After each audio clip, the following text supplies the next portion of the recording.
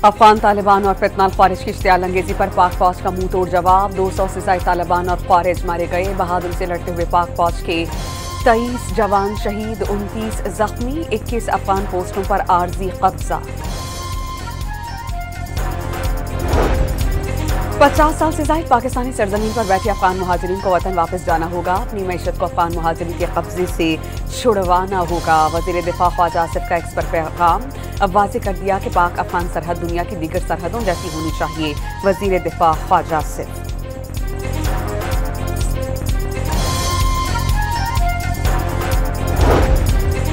वज़ीर आज़म शहबाज शरीफ से वफाकी वज़ीर दाखिला मोहसिन नकवी की मुलाकात। मुल्क की मजमूई दाखिली सलामती, अमन व अमान की सूरत हाल, इंसदाद दहशतगर्दी के इक़दाम और सिक्योरिटी के दीगर उमूर पर तबादला ख्याल।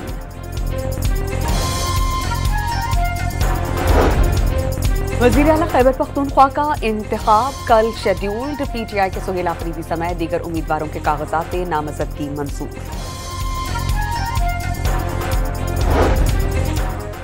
PTI की पार्लिमानी वफ़द की गवर्नर खैबर पख्तूनख्वा फैसल करीम कुंडी की रिहाइश गाह पर आमद। वज़ीर आला के इंतखाबात से मुताल्लिक़ गुफ्तगू। वज़ीर ख़जाना मोहम्मद औरंगज़ेब IMF और वर्ल्ड बैंक के सालाना इजलासों में शिरकत के लिए अमरीका पहुंच गए। आलमी इदारों की प्लानरी इजलासों में पाकिस्तान की नुमाइंदगी करेंगे।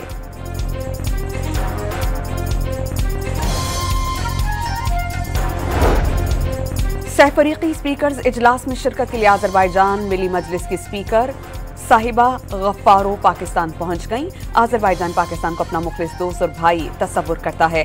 स्पीकर सरदार अयाज सादिक से मुलाकात में गुफ्तगू। और विमेन वर्ल्ड कप में ऑस्ट्रेलिया की भारत को 3 विकेटों से शिकस्त। 331 रन का हदफ हासिल करके विमेन क्रिकेट में नया रिकॉर्ड कायम कर दिया।